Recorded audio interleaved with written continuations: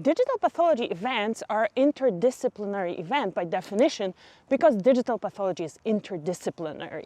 But until one of my podcast guests actually asked this question at the Digital Diagnostics Summit, how many of you are pathologists, and very few people raised their hands, I didn't know how low the attendance was. So today, together with my guest, Dr. Giovanni Lujan, a seasoned pathologist, myself, a mid-career pathologist, Dr. Alae Kawam, an early career pathologist, and Nick Best, an online publisher from Pathology News, we're going to be discussing this topic: why there are so few pathologists attending digital pathology conferences. Be sure to stay till the end because Dr. Kawam is only joining us in the second half of the podcast. Let's dive into it. I have special guests here. I have Giovanni Lujan. Hello.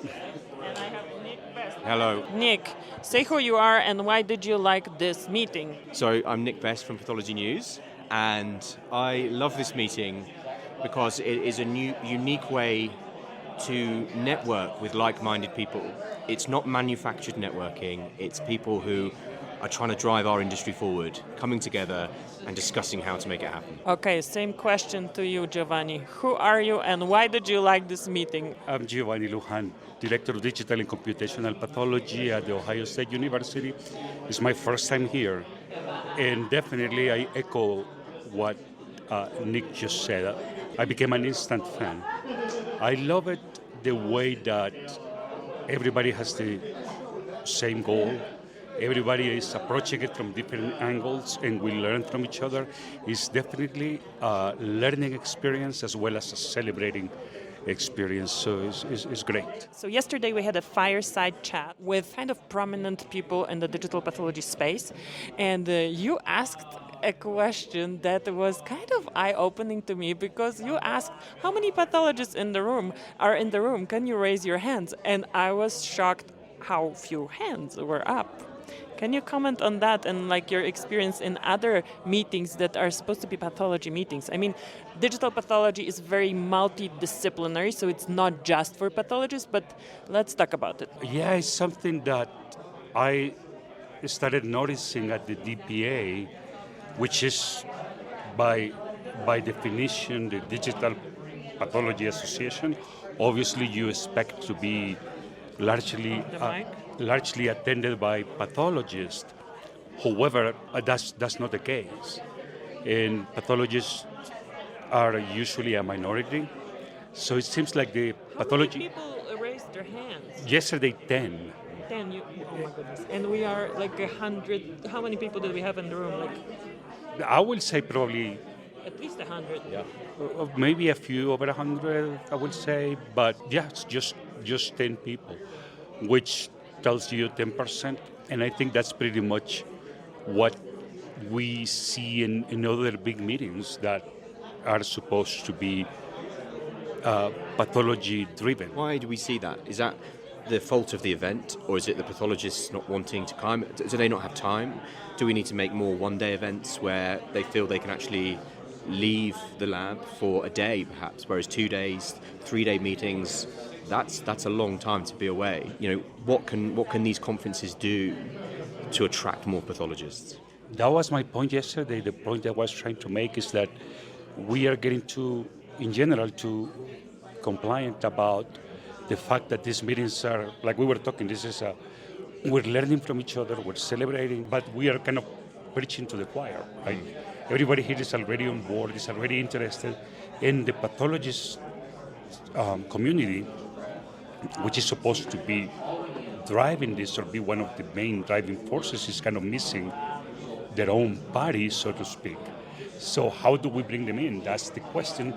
And what we should be doing is not just celebrating with the people who are here, but recognizing that pathologists are, to me, are the main factor that it is kind of precluding digital pathology to go to the next step, meaning adoption is not... I'm going to just adjust the mic here. We have a special handle for the mic, look. Here, we can hold it. She's so fancy. It's a pen. For those who are listening, I put it on a pen. I always admire her, all the her craftsmanship for this.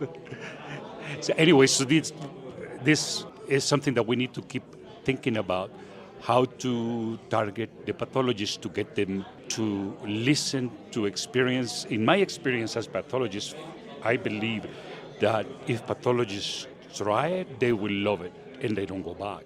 The problem is that they have set some boundaries that they don't even want to go there. They don't want to listen to it. So that's one of the main. Where do you insert this? Like, where do you insert it? How? What's your plan for making it mainstream in pathology among pathologists? And let me just tell the listeners, tell the digital pathology trailblazers about another comment that was interesting. That was from a young generation pathologist born in '92. She had a different perspective of first wanting very much to work digitally, and the second sentiment was, but how can I make it happen if I'm just starting? Like, nobody in my organization is going to hand me this digital pathology on my computer. How do I do it? And Nick, I see you want to... Obviously, coming from a non-medical background, I think about this maybe slightly differently, and I wonder whether labs that have gone digital need to invite young pathologists in to trial, to actually give something a go, because even if they're not at the same lab, you know, like open days, labs should have open days and say to young pathologists, come in, see exactly why we're so passionate about this technology, see why we feel it's our future. And then once they've tried it, like you say, they're going to want to go out. And actually, it doesn't necessarily have to be just young pathologists. Bring in the skeptical, bring in the old generation that is skeptical. Let them see what you see, and perhaps that might just change their minds. Giovanni, how would you do that? How will you make it happen in the pathology community? What Nick just said, targeting the skepticals and bringing them to the table and let them experience what digital pathology is about and how much benefits they can find into transitioning now. The sooner the better, because as we were discussing yesterday too, the fact of becoming digital is not just switching a microscope for a scanner. And now instead of looking at under the microscope, looking at the screen, the main benefit is that now we transform those images into pixels and we can analyze it by all the AI tools available. And the more we wait as pathologists to get into that realm, the more it is going to take for us to catch up. So that sense of urgency, I think, it hasn't been established very well. That the general consensus is that, oh no, you need to adopt it because now you have a digital image. But I think the concept needs to be, no, you need to adopt it because that's going to be required for you to survive And to serve the patients, as right? pathologists in the future. Yeah, to survive in order to continue caring for your patients. Otherwise, pathologists who do this transition will definitely be the ones that are going to take over and replace those pathologists who are not up to date with the digital skills. I think what would be good is maybe if, I don't know who it's going to be, whether it's CAP, whether it's something like the DPA, we could introduce a mentorship program where not just the young generation, but those that are fully in it, like yourself, can say, yeah, I can take you through this. I can show you what my digital workflow looks like, because that's another thing that we always hear. They think that buying a scanner is their digital, they've gone digital, and of course it's not. And I think AI has almost a little bit become that scanner of the late 2000s, where now everyone's like, well, I've got a scanner, I've got AI, I'm digital, and of course that's not the case. And I think they could do with that education from someone who's been through it. They've been through the adjustment. But of course that's going to take time. But whether someone like the DPA or CAP or US CAP or whatever it is could come in and create a sort of generalized mentorship program, but then it's going to take you guys to be able to do it. I have a question for Nick. Okay. And then me. They're like taking over my podcast. I cannot ask a question, but that's okay. These are great guests. We believe here in the United States that we are behind Europe and behind Asia and behind most industrialized nations in adoption. You spent a lot of your time in the UK. Tell me, what difference do you see, and what do we need to do to get to the level that you are there? If you believe that that's the truth, that Europe is ahead of us. So I think it was explored in the fireside chat last night. I don't think it's not miles ahead. You know, the UK isn't miles ahead. I think there is more of a desire for adoption. I don't think there's a lot of pathologists that don't want to adopt. Obviously, the biggest thing, and it's been coming up in this meeting a lot, is how the reimbursement. That's completely different, and that's not just digital pathology. That's all types of medicine, isn't it? You know, in terms of we come from the NHS, National Health Service. We pay our taxes, that pays for it, but we don't have an insurance that then pays for our healthcare. And so actually it's on the hospitals, and it's whether they find the business case to go digital. Whereas here I think that's a bit more difficult to find that business case. Understand? You want to comment on that, or do I have the allowance to speak? Thank you. Thank you. And that was a question as well from this young pathologist yesterday. Like, how can we promote? How can we make it happen, even if we don't have authority to do it? I very much believe in leadership through influence, and that's what I basically started doing online, and that's what you guys at Pathology News are doing. I think everybody here, like you said, Giovanni, we are preaching to the choir in terms of adoption, but on the other hand, we're also troubleshooting stuff. And everybody has a different angle of implementation. I had people in my panel yesterday, the lessons from the trail. People are walking by and waving at us because we are having this impromptu podcast. But my adopters were everybody had a different story. And I believe that, and there was one lecture yesterday by Dr. Ligia Joseph where she was not really a digital pathologist at her core, but started doing something very patient-centric, doing the patient clinics, explaining to patients their pathology reports, their pathology findings, and then she used digital pathology as a tool to leverage this. So for me, whoever has a mission, whatever that's going to be, online influence, education, leading an institution to go digital, there is an angle for you to go beyond what you're already doing to the outside. So for example, this mentorship, the maybe open days or something like that. What I would do, as somebody interested in digital pathology, if I had somebody who was on the fence but not categorically no, I would maybe try to take them to a conference with me and walk them with me through the booths of my sponsors, who are also close collaborators right now. I know exactly what they're doing. I know how to explain it to people who don't have the knowledge I have. So that's kind of my angle, very much individual-driven promotion of technology. What do you guys think? Nick, I'm gonna start with you because you're in a similar space as me. Yeah, I feel exactly the same actually, and actually we've heard a lot of we're a teaming moving this forward. Actually, I do think we are a team, of course, but we're also a team of individuals that each need to make that step to make it to help the adoption. Pathology News, our kind of goal is to empower users to see exactly what's going to be needed.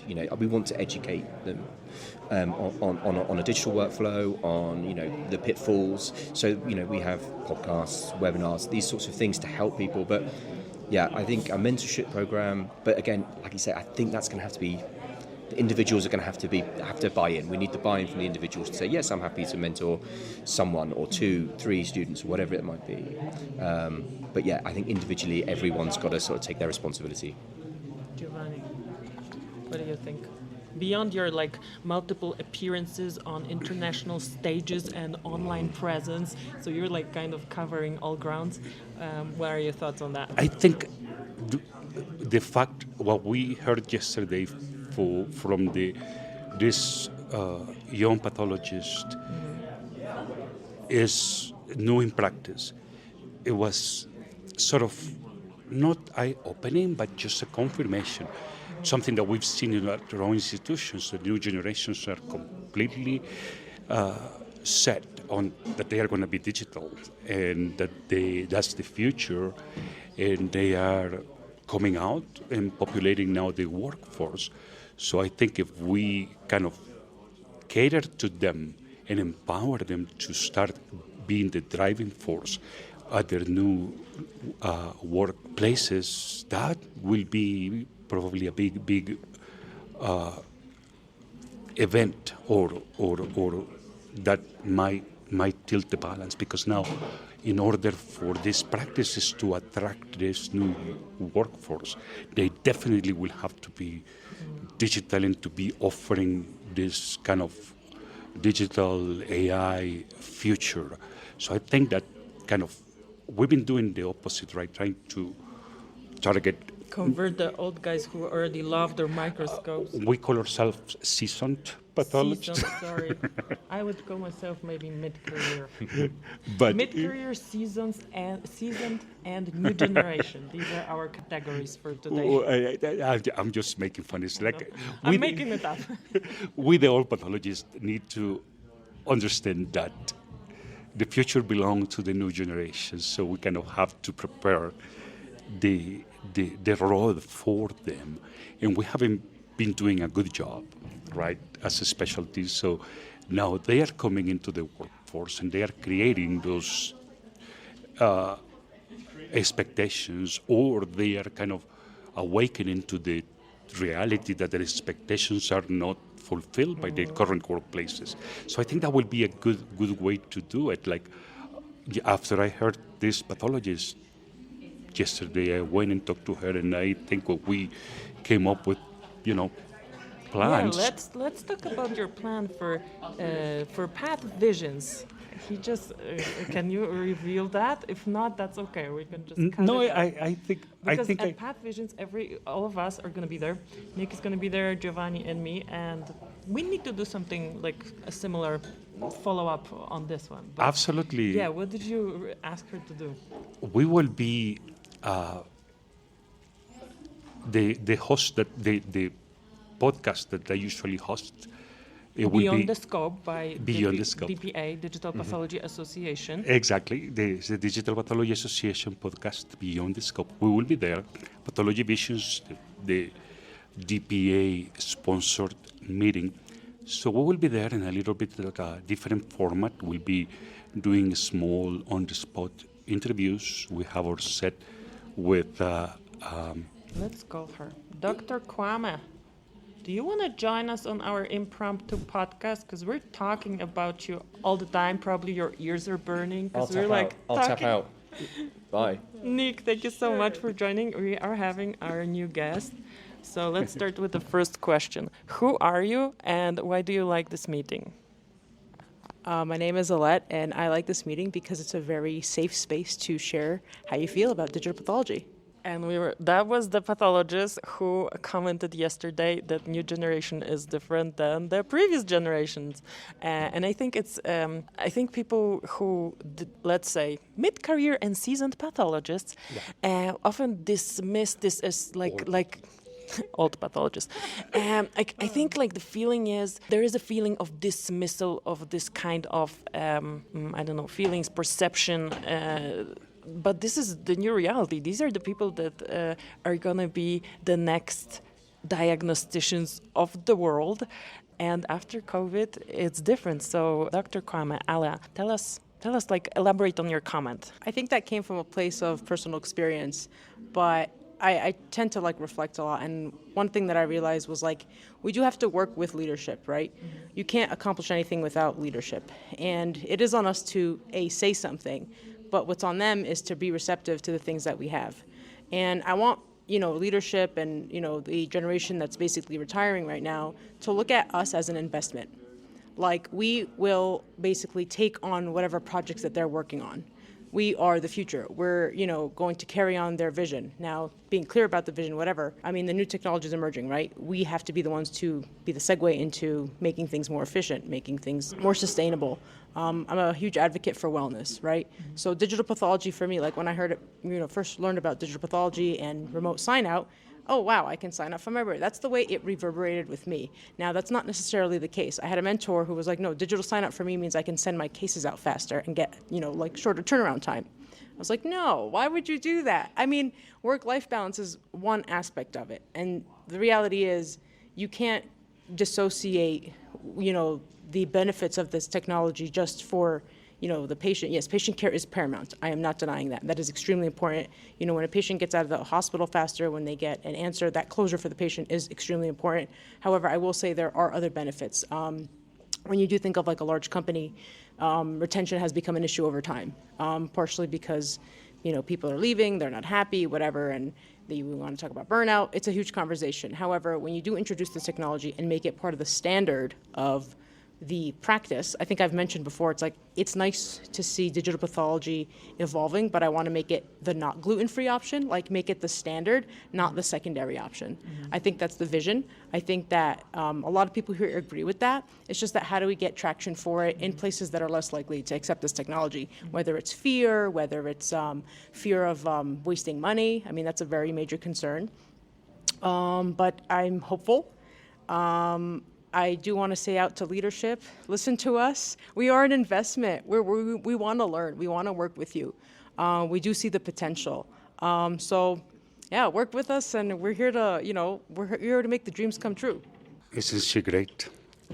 So this is the new generation, guys. So I was previously, before she just happened to walk by, I think we manifested her presence into this show today. She has graciously accepted to join the DPA podcast for our production and at Pathology Visions. And yesterday I had an idea after she talked about that we probably would be good to have her co-host with me the interviews. So when I was telling you it's going to be a different format. We will be going to, instead of doing long interviews, we're going to doing mini interviews. Some will be prearranged with people, but mostly I think we will just pick out from people walking by.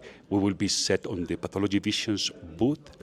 And the idea now is that we will co-host, so you will have questions from the new generation and from the old generation. So we both will kind of interview our guest from two different angles and see that how our views reflect on reality when we actually do those questions. So I'm very excited about this at the DPA at Meeting Pathology Visions.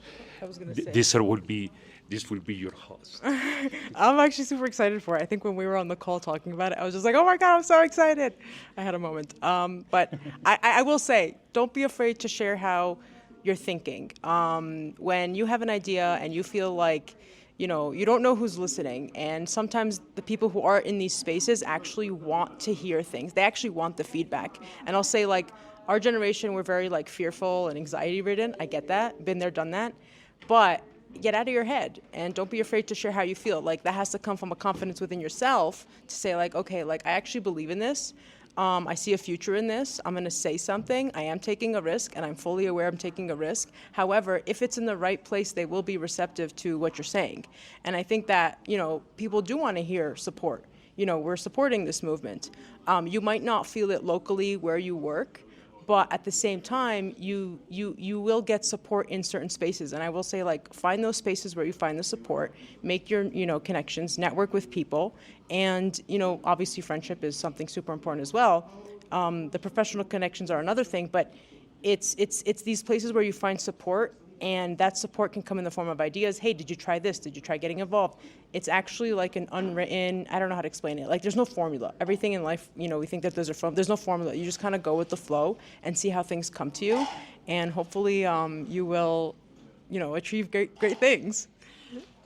I just want to give a context how this all happened. So yesterday I was a host of a panel, and Alae asked a question how do I do it when I don't have authority to make it happen? And my answer was talk about it, learn it, and the next thing that happens, she speaks up at the fireside chat, and the next thing that happens is Giovanni asks her to be the co-host of the podcast at PathVision, the Digital Pathology Conference for the Digital Pathology Association. So you did what you wanted to do within 2-day span by just coming to this conference, and you did it already ahead of time because we connected on LinkedIn. We had a call, and you were like, I already knew you. So when we met here, we were like LinkedIn friends already. I think if I was the owner or a pathologist, a principal in a group, and I see her,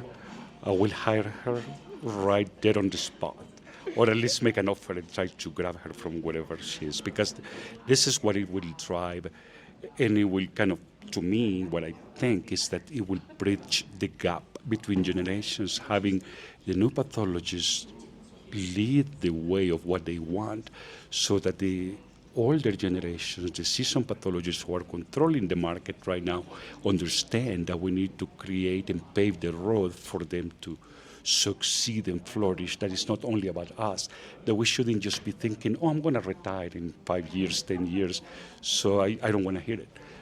I think we need to be a little bit more responsible. That is not about us, it's about the patients and how the new generations are going to cater to them. And so it was an eye opener for me. I want to comment on that, and it's, again, it goes back to what I was saying. It's an investment. We are an investment. These businesses need to keep rolling, and you need to make sure that the next generation is prepared, at least with the tools. One thing that I want to share with, I guess, people who are in a similar boat as me is know how to communicate things appropriately. Work on your communication skills. Know the jargon, know the language. If you need to sit on business type things just so you can get a sense of how people think on the other side, the decision makers, that's an important skill to have.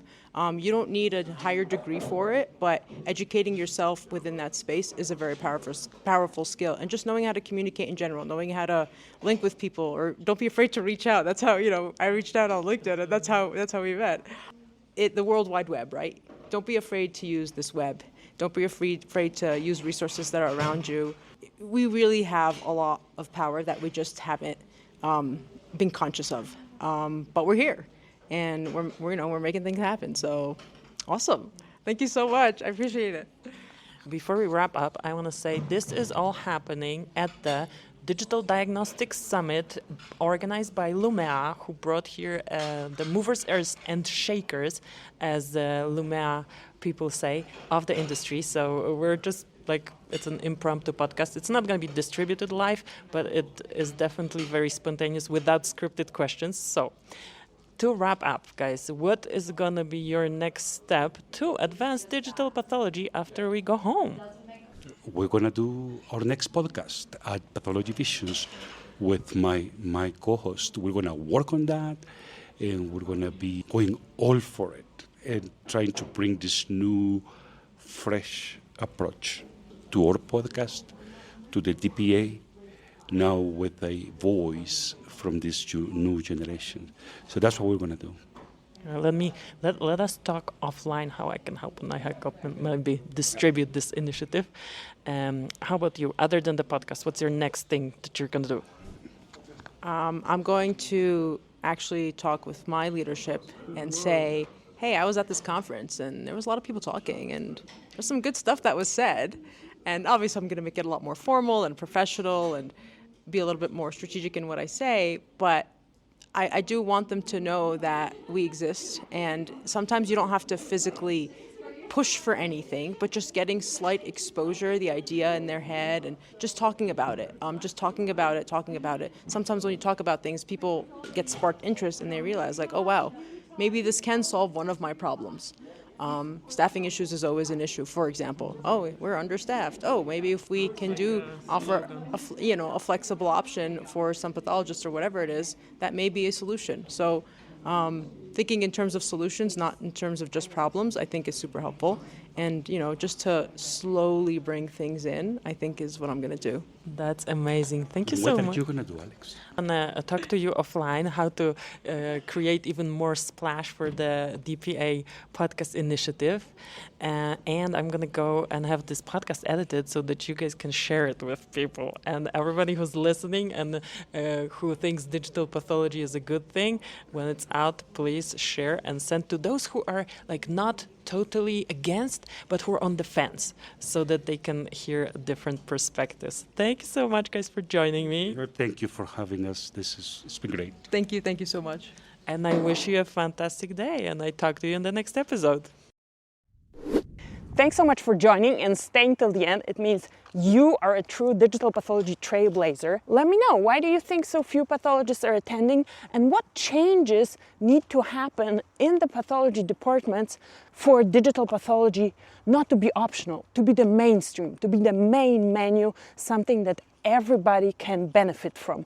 The doctors, the patients, the hospital administration, and basically the whole healthcare system. So drop the comment below, and I talk to you in the next episode.